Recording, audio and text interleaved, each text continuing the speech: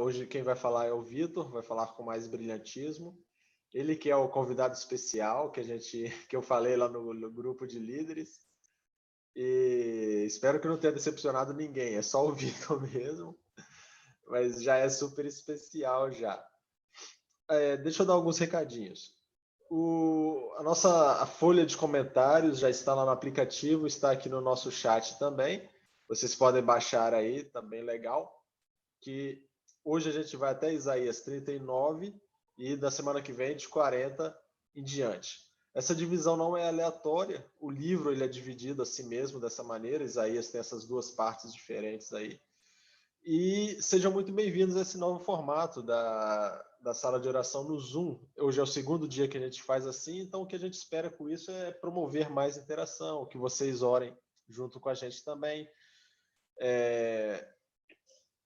Se quiser fazer algum comentário, é só abrir o microfone e perguntar e coisa e tal. A gente não pode quebrar muito o raciocínio do Vitor, mas em algum momento no final a gente faz essas perguntas e coisa e tal. Vai ser bem mais rico dessa maneira, né?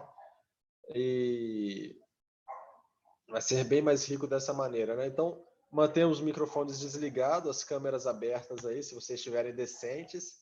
E aí a gente consegue seguir nessa reunião da melhor forma possível. Eu já estou sabendo que vai ser um dia incrível, cara, que o Vitor estava falando aqui. Ele confundiu a pessoa, mas ele estava falando aqui que hoje vai ser a aula de Isaías, sacou? Hoje vai arrebentar. As notas expandidas, gente, eu preciso pedir perdão porque está havendo um atraso, mas a gente fez algumas mudanças na equipe e aí a gente vai tentar colocar em dia. Já vou colocar assim, por exemplo, a de Isaías já vai rolar as notas expandidas e aí depois a gente vai fazendo em paralelo as que ficaram para trás. Mas estão lá no aplicativo, é um material de pesquisa assim que eu não queria abrir mão disso não. É a nossa escola bíblica dominical aqui da base, que não é dominical. É bíblica, mas não é dominical. Show? No mais é só isso. Vocês já conhecem o Vitor aí há algum tempo. E aí ele que vai conduzir o nosso estudo hoje. Logo depois a gente vai orar a respeito do que ele falar e, como sempre, deixar o microfone aberto para o que está pesando no seu coração hoje. Né? E aí a gente vai orar acerca disso, algum pedido pessoal. Vocês viram o que aconteceu em Beirute ontem, sei lá, sobre o que a gente vai orar hoje, né? E a gente pede ao Pai o que está no coração dele e aí a gente ora a respeito disso. Então vamos lá nesses próximos minutos, tentar ficar mais próximos, mais íntimos do Pai. Vamos nessa? Então fica com esse espírito aí diante de vocês, com essa e a gente faz dessa maneira. Show? Beleza. Vitor.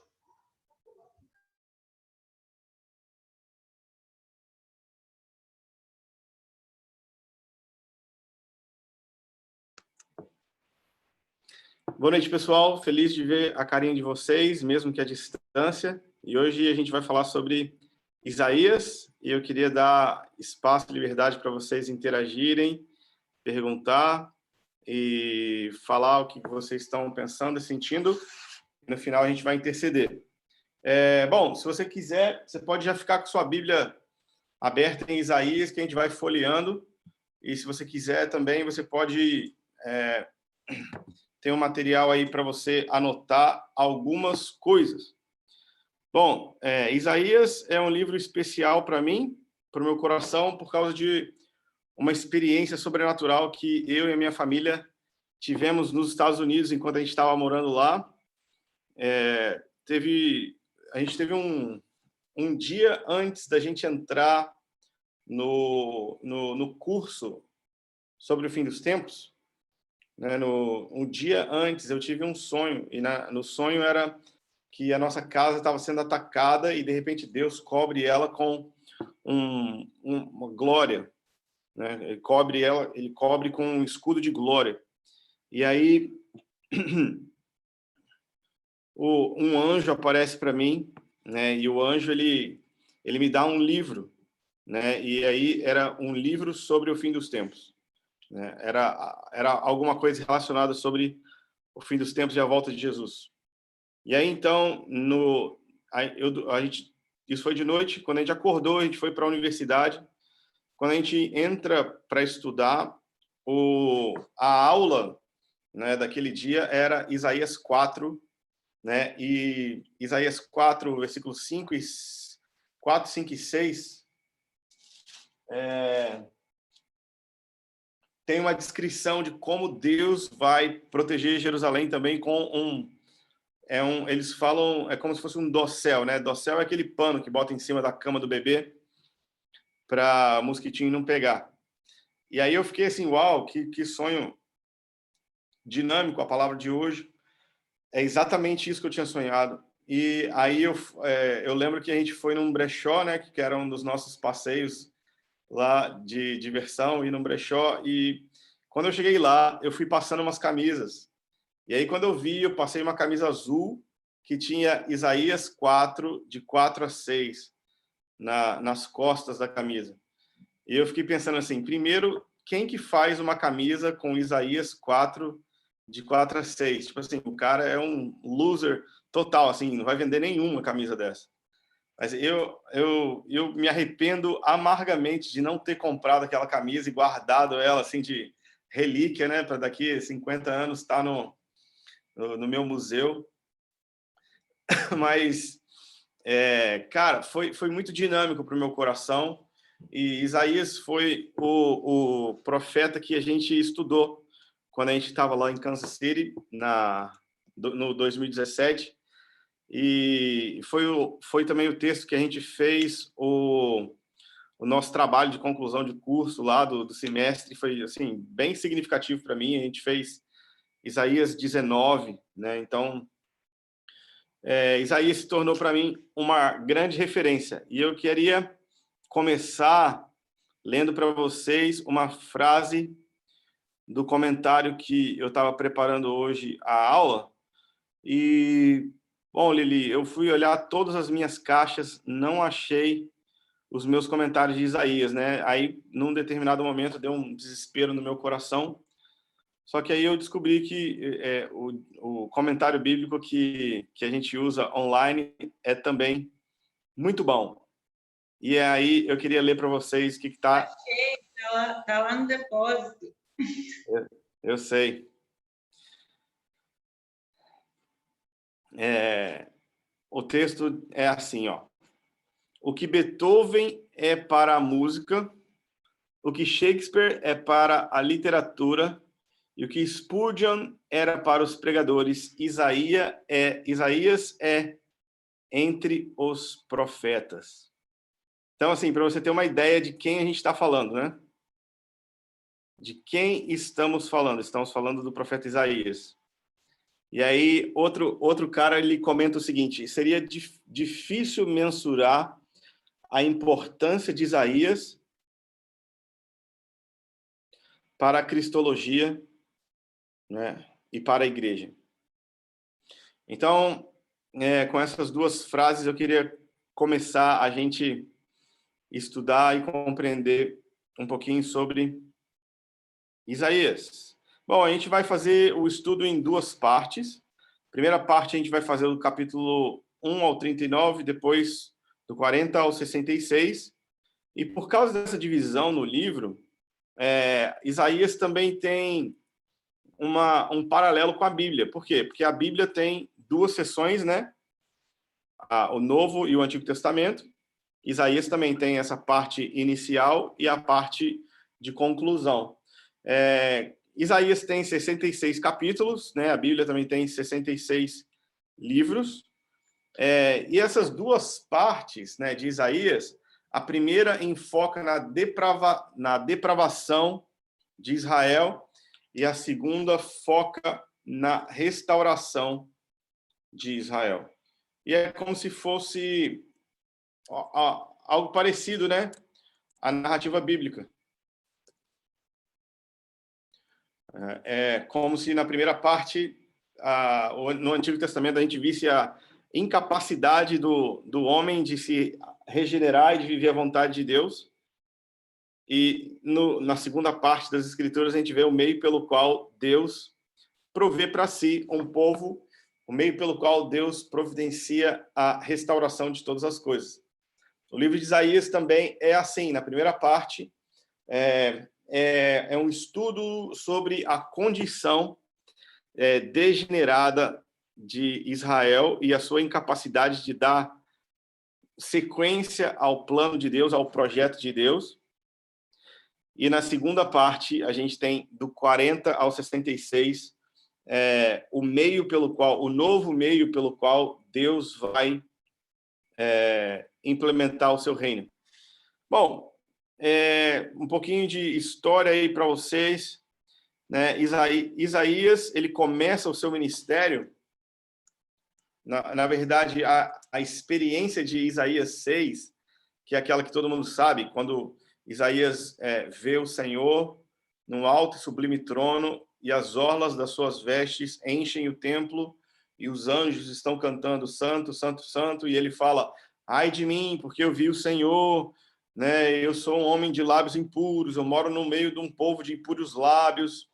E aí, então, o anjo toca ele com a brasa do altar. Esse é um dos capítulos mais marcantes de Isaías, e isso se dá ao redor do ano 740 a.C., ok? E essa é a data para a gente poder se situar, né? Para a gente poder se situar. O cativeiro babilônico, né, para você se situar, é 586, mais ou menos. Então, a gente está falando aí de 100 e poucos anos antes, né, do cativeiro.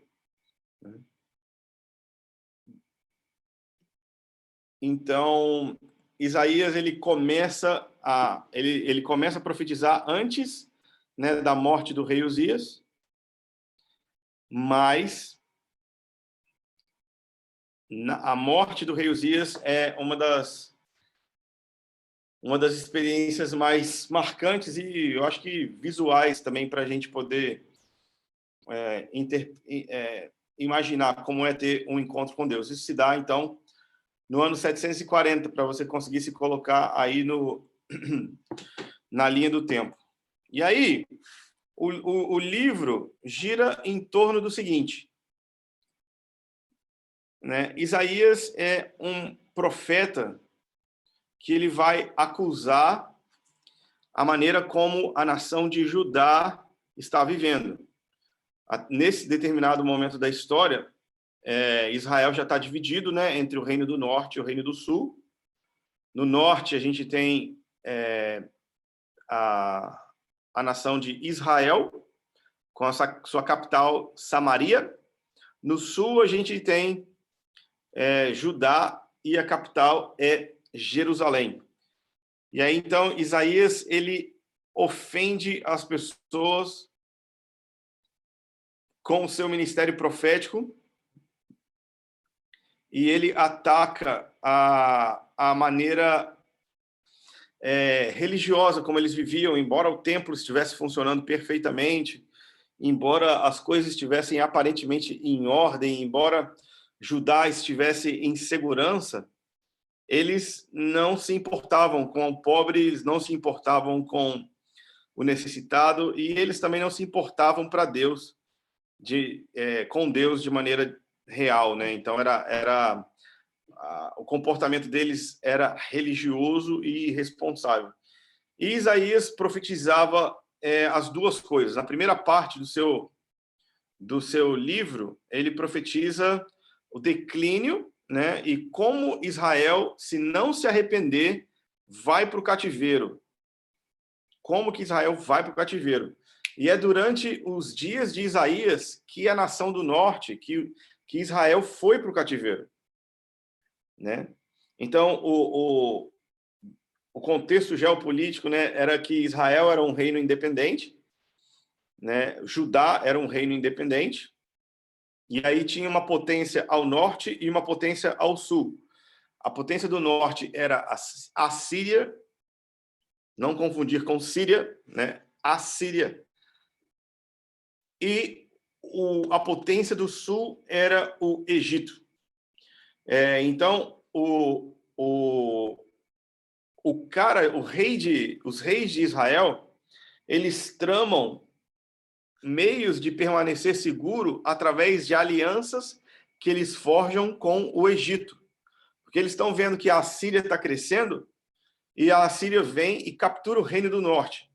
E Judá acha que está tudo bem porque eles têm uma aliança com o Egito. E aí Isaías fala que é um absurdo enorme eles confiarem em outra pessoa, senão Deus, para os livrar de qualquer invasão ou de qualquer problema.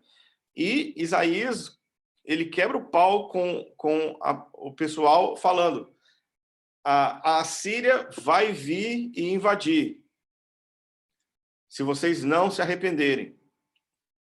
E depois deles vem também os babilônicos, né? Se vocês não se arrependerem. Então, então o drama do livro, né, vai ser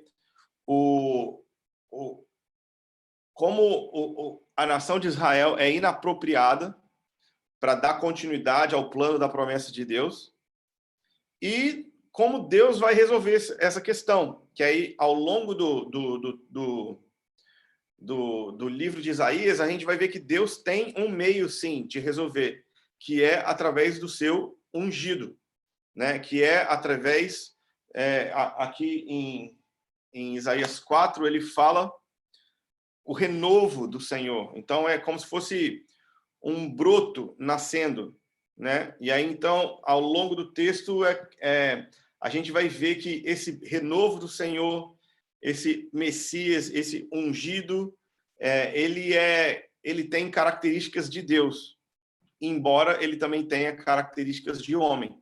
Então, Isaías ele está dando para a gente uma das maiores aulas de cristologia, mesmo antes da aparição de Cristo, né? 700 anos depois. Bom, no capítulo 1, aí, se você der uma olhada comigo, o capítulo 1, versículo 1 já começa falando o seguinte: visão de Isaías, filho de Amós, o qual ele viu a respeito de Judá e Jerusalém, nos dias de Uzias, Jotão, Acás, Ezequias, reis de Judá. Então, aqui a gente tem, né, o panorama do livro. Do que o livro é a respeito, né? Fala quem é o escritor, de quem ele é filho, onde ele profetiza e durante o reino de quem ele profetiza, durante esses reis aí, né? E Ezequias é o último rei, né? Na verdade, ele é o seu filho vai ser quando Babilônia toma Judá. Então, Isaías ele profetiza até uma geração antes do exílio babilônico. Capítulo 2, a gente tem aí uma outra figura interessante, que é o zelo de Deus, ou o desejo de Deus por Israel e por Jerusalém. Que embora a nação estivesse completamente comprometida, Deus era totalmente compromissado com Jerusalém, com a cidade de Jerusalém. A gente vê aí, né, no capítulo 2, versículo 2, nos últimos dias se firmará o monte da casa do Senhor, no cume dos montes, e se engrandecerá por cima dos outeiros, e correrão a ela todas as nações. Ou seja, embora Israel fosse completamente impossibilitado de dar continuidade ao projeto de Deus, Deus estava 100% comprometido em fazer com que Israel fosse uma bênção para todas as nações e que Jerusalém fosse capital do universo, exaltada acima de todas as coisas. Então, isso aí é uma boa introdução, né, para a gente entender que Isaías está profetizando essa contradição, né, da dureza e da dificuldade de Israel de obedecer Deus e da paixão e do zelo de Deus por Jerusalém, e ele mesmo vai proporcionar um meio pelo qual a promessa vai continuar avançando. Então, quando a gente vai avançando aí no texto, a gente tem aí no capítulo 6, que é a experiência sobrenatural que Isaías tem, e aparentemente Isaías ele está no templo e ele tem essa experiência sobrenatural enquanto estava no templo, né? Bem legal. Isaías capítulo 9, a gente tem a profecia sobre o nascimento de Emanuel, né?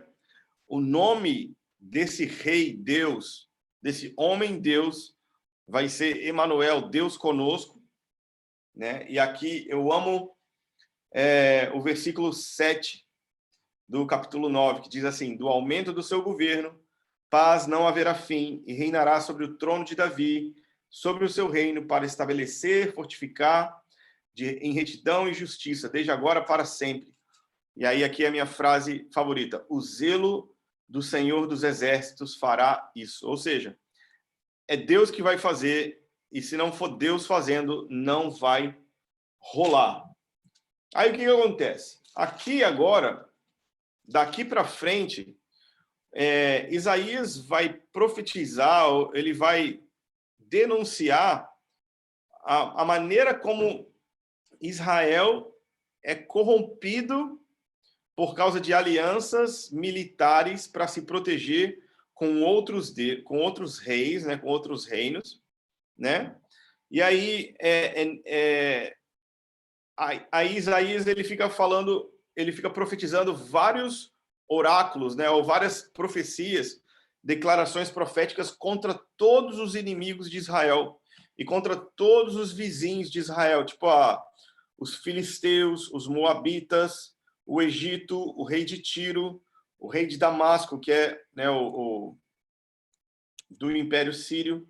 Então, assim, o restante do livro são oráculos, né, ou palavras proféticas mais curtas sobre como Deus vai julgar as nações também ao redor de Israel.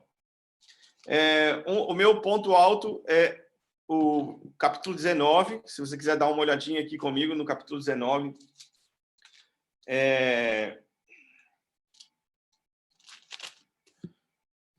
Porque a palavra profética de Isaías, para você ter uma ideia e conseguir se situar, ela tem muitos cumprimentos parciais e futuros, né? Porque tudo que Isaías profetizou já aconteceu? Não. Algo do que Isaías profetizou já aconteceu? Sim.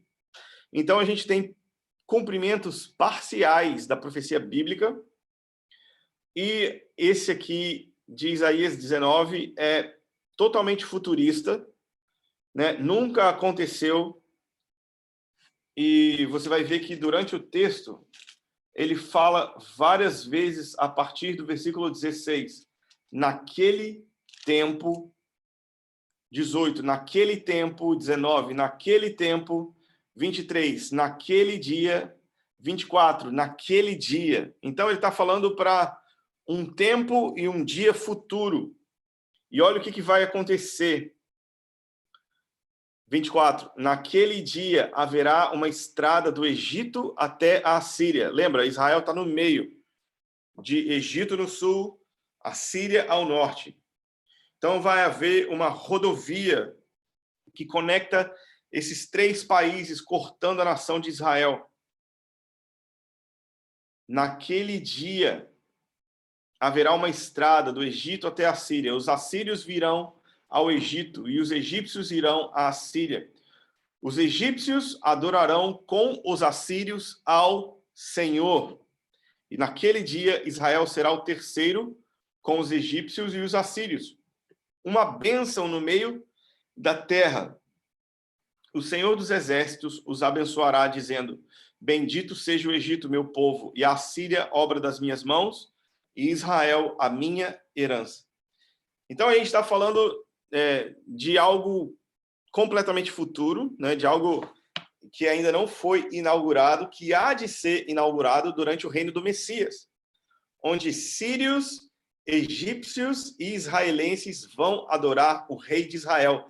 E Deus vai chamar o Egito de seu povo e da Síria, obra das minhas mãos, enquanto Israel tem um lugar peculiar no meio das nações, sendo a herança de Deus.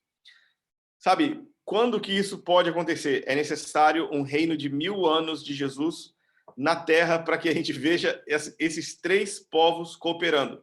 Primeiro, porque hoje a Síria é inimiga do Egito por causa da facção islâmica, né? Entre o Islã existe basicamente 2 grandes seitas, né? Os xiitas e sunitas. Os sunitas são os egípcios, Arábia Saudita, Jordânia. Os xiitas são Irã, a Síria, ou Síria hoje, né? Parte do Líbano, que é onde ontem explodiu o porto, né, da cidade. Então, Isaías está dando para a gente muita perspectiva de a incapacidade de Israel, o compromisso de Deus de fazer com que Israel viva o seu propósito, e ele nos dá uma visão futura de como isso se dará, né? Esse Messias, esse menino que vai nascer, esse renovo que vai brotar de Jessé, ou que seja, ele é a raiz de Davi. Jessé é quem? É o pai de Davi. O renovo que brota de Jessé nada mais é do que um descendente de Davi. E esse descendente de Davi, ele coloca em paz Israel, Assíria e Egito. Imagina, essas 3 nações cooperando num futuro próximo dentro do reino milenar. E aí, então, aqui a gente vai ter um monte de palavra profética contra os filisteus, contra os babilônicos, contra a Síria, contra os moabitas, contra o povo de Tiro, né? Tiro é um porto fenício na época, que hoje é uma cidade do Líbano, né?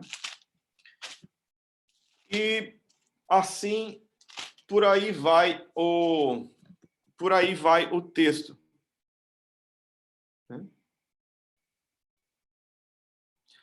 O incrível é que depois dessa parte negativa, até o capítulo 39, né, na semana que vem, a gente vai falar sobre como Deus vai proporcionar, por meio do Messias, ou por meio da raiz de Davi, por meio de Emanuel, esse servo capacitado, esse servo habilitado para conduzir Israel para a glória, para conduzir Jerusalém para a sua restauração. O capítulo 40, né, que é da semana que vem, começa assim, gente, calma, vai ficar tudo bem. Ele começa assim, consolai o meu povo. Não fiquem desesperados, porque vai dar tudo certo.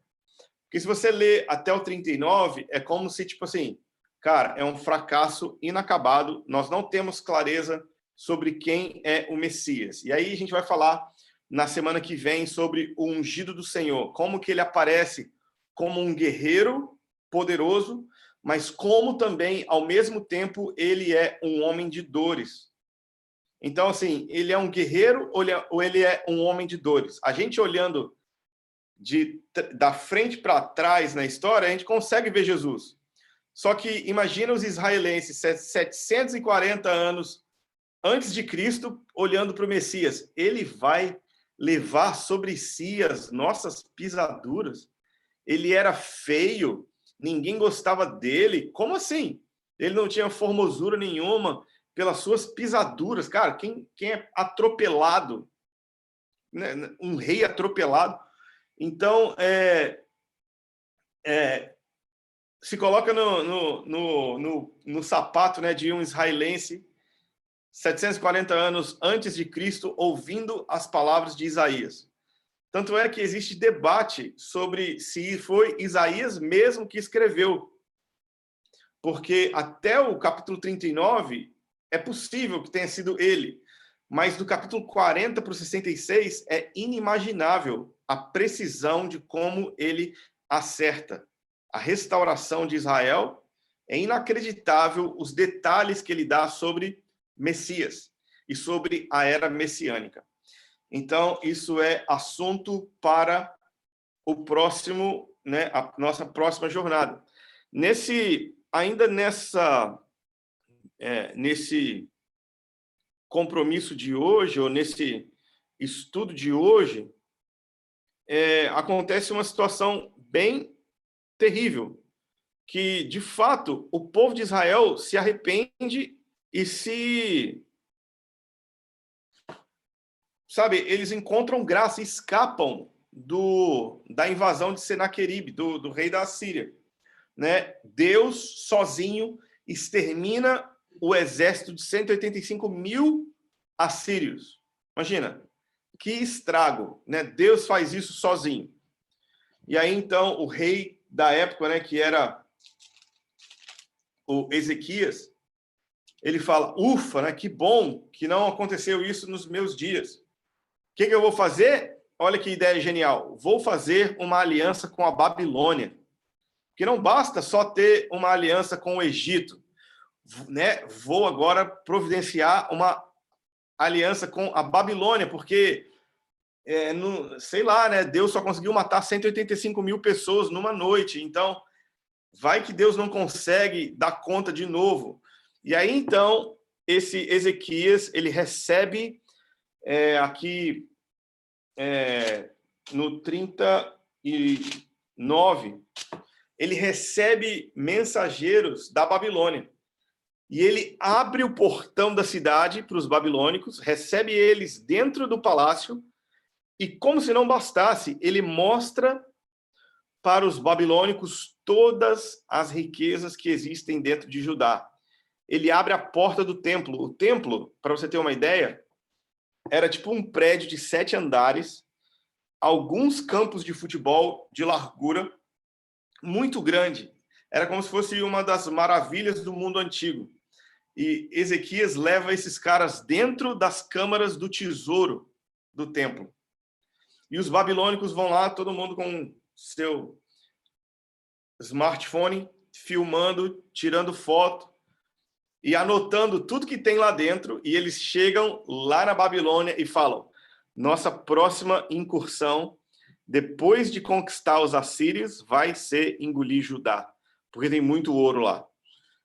Todo o ouro que Davi juntou, todo o ouro que Salomão juntou, todo o ouro da nação de Israel que estava em Judá, seria então capturada por Isaías, só que pelos babilônicos, durante, né, essa visita aí dos babilônicos a Ezequias. Aí, qual que é o papel do profeta? O papel do profeta é falar a palavra do Senhor. Ele chega para o rei e fala o seguinte, da mesma forma como você mostrou tudo para eles, eles vão levar tudo embora. E aí, né, para dar um spoiler para você, por causa dessa e de outras, Isaías morre cerrado no meio. Né? Esse é o fim trágico de você falar a gloriosa palavra do Senhor com confiança. Ele é cerrado com serrote. Né? A tradição fala que ele se escondeu dentro de uma árvore. E aí, então, o rei falou, vai se esconder dentro de uma árvore. Cerrou a árvore com o cara dentro. Né? Então, não sei se é folclore ou se sei lá, mas é brutal, violentíssimo. Né? Então, esse é o panorama da primeira parte de Isaías, e eu pensei em hoje a gente orar por alguns motivos especiais, que aí daqui a pouco a gente vai conduzindo e vocês vão abrindo o microfone e intercedendo. É o seguinte, o que eu pensei, que nós orássemos pelas promessas de Deus em Isaías para Israel, para o Egito, para a Síria, para os povos do Oriente Médio, né, que hoje estão numa tremenda dificuldade. O que aconteceu ontem na Síria ou no Líbano, né? Terrível. No outro dia, incêndio horrível nos Emirados Árabes. Então, a gente poderia orar hoje para que as promessas de Deus contidas em Isaías se cumpram. E aí eu queria convidar você a ficar com o seu dedinho, com o seu olho aí em Isaías 19, 25, para a gente interceder hoje pelo destino profético de Israel e pelo destino profético das nações árabes ao redor de Israel. O que aconteceu no Líbano, né, é que a explosão foi de um silo, né, ou de um enorme depósito de produto agrícola, né? Esse produto agrícola ele tinha sido retido no Líbano, que estava indo da Rússia para Moçambique, e por trâmites legais foi retido ali. Só que ele foi mantido e armazenado no porto por 6 anos. Né? Então, você armazenar esse tipo de coisa por 6 anos dentro da sua principal porta de entrada, no centro da sua principal cidade, é uma irresponsabilidade enorme. E o problema também é que a Síria, desculpa, gente, o Líbano, ele é a casa para uma das maiores organizações terroristas hoje, chamada Hezbollah. Né? O Hezbollah é um ministério terrorista, né, do Líbano. E o Líbano é um país que está em guerra com Israel, né, declarado guerra, a fronteira é fechada. E o líder do Hezbollah, anos atrás, ele falou que se eles tacassem foguetes em Tel Aviv, em um depósito parecido que os israelenses tinham lá de material agrícola, o poder deles era parecido com ter uma bomba atômica à sua disposição, que bastava eles conseguirem acertar um míssil que eles poderiam explodir a cidade de Haifa. Né? Haifa é Jope. Jope é a cidade que o Jonas pegou o barco e que a baleia cuspiu ele. Né? Então, o cara do Hezbollah falou, se a gente quiser, a gente explode Israel acertando, né, esse tipo de depósito. E é exatamente o que acontece no Líbano 6 anos depois e, coincidentemente, 2 dias antes do julgamento de ativistas do Hezbollah. Então, assim, a gente não sabe, a gente precisa esperar, né, as conclusões e a perícia e todas essas coisas acontecerem, mas o fato é, Deus tem promessas proféticas para a Síria, para o Egito, para o Líbano, para Israel, e a gente vê que está decretado aqui, né, na palavra de Deus em Isaías, a cooperação dessas nações, né, num favorável momento de paz, mas mais do que isso, Deus dizendo para o Egito, vocês são o meu povo. Deus dizendo para a Síria, vocês são a obra das minhas mãos, e os egípcios e os assírios vão adorar ao Senhor. Então, eu queria que a gente, né, orasse, conforme Deus te liderar por essas coisas, mas também pelas outras coisas que a gente falou, sabe? A gente realçou detalhes sobre a dificuldade de Israel de viver e cumprir as palavras de Deus, as promessas de Deus. De como é mais fácil para a gente fazer uma aliança com o rei do Egito do que confiar que Deus pode libertar a gente. Sabe, tudo isso se aplica de diversas formas na nossa vida. E eu queria desafiar você a abrir seu microfone e começar a orar e interceder. E a gente pode ir